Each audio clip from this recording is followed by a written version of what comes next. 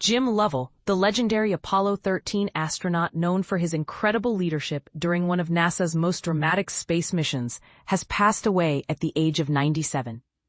His death on August 7 in Lake Forest, Illinois, marks the end of an era for space exploration heroes. Although the exact cause of his death has not been disclosed, the impact of his life's achievements remains profound. Lovell's family issued a heartfelt statement requesting privacy, but shared their deep sorrow over losing a figure who was much more than just an astronaut. "We are saddened to share the passing of our beloved father, U.S. Navy Captain James A. Jim Lovell," they said. Lovell was a man of many hats, a Navy pilot, an officer, an astronaut, and most importantly, a cherished family leader. The family highlighted his extraordinary accomplishments in human spaceflight as well as his personal qualities, his unwavering optimism, sharp sense of humor, and the inspiring way he made everyone around him believe anything was possible. To his loved ones, he was simply their hero, someone truly one of a kind. Before making headlines as the commander of Apollo 13, Lovell was already a respected astronaut after his missions aboard Gemini 7, Gemini 12, and Apollo 8. Apollo 13, which aimed to be NASA's third manned moon landing, became a life-or-death survival story when an oxygen tank in the service module exploded roughly 200,000 miles from Earth. This catastrophic event forced Lovell and his crewmates, John Swigert Jr. and Fred Hayes Jr., to halt their lunar landing and focus solely on getting home safely. Lovell famously relayed the now iconic words to Mission Control: "Houston, we've had a problem. ... The explosion crippled their power supply and life support, pushing the astronauts to use resourceful engine burns to slingshot around the moon's far side and chart a return course.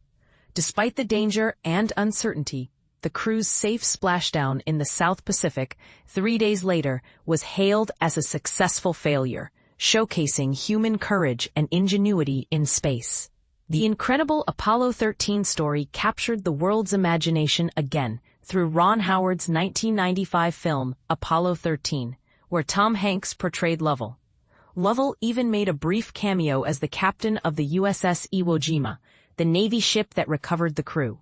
Hanks honored Lovell's legacy, reflecting on how he embodied the spirit of daring explorers who push humanity into unknown frontiers. Lovell never walked on the moon, a reality he once joked about as being twice a bridesmaid, never a bride.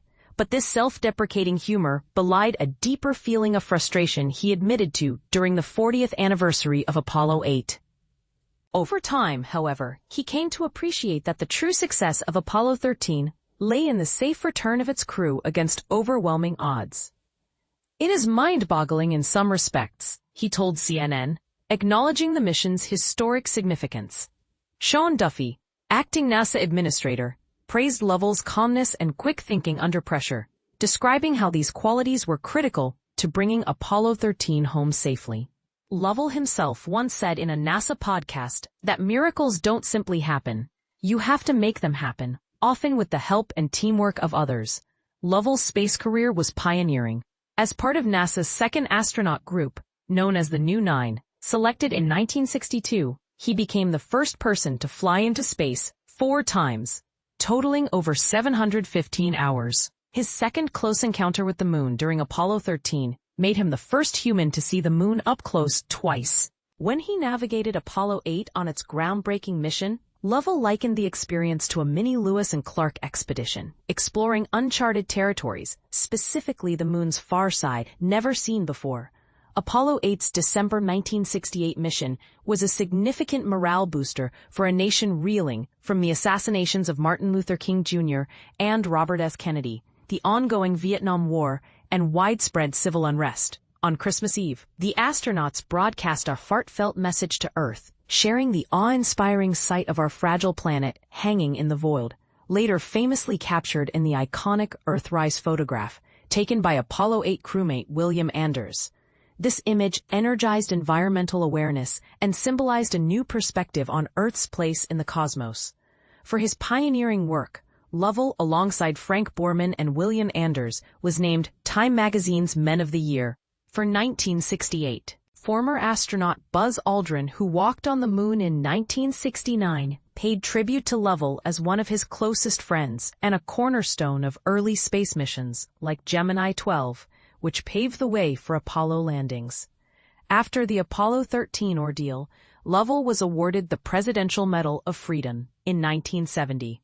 He also served as deputy director of NASA's Johnson Space Center before retiring from NASA and the Navy in 1973. His legacy was further cemented by induction into the Astronaut Hall of Fame and receiving the Congressional Space Medal of Honor.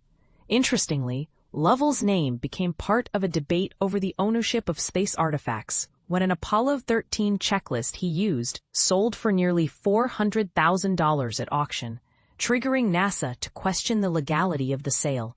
This ultimately led to a law signed by President Obama in 2012, granting full ownership rights to astronauts for memorabilia they bring back from their missions. Jim Lovell's journey stands as a testament not only to human perseverance and innovation, but also to exploring beyond boundaries, whether in space or within ourselves. As we remember his extraordinary contributions, one question lingers. How do we define success, when the greatest achievements sometimes come not from reaching the destination, but from overcoming the impossible challenges along the way? What do you think? Can Apollo 13 truly be called a victory, or is this story more about luck and surviving disaster? Share your thoughts and join the conversation.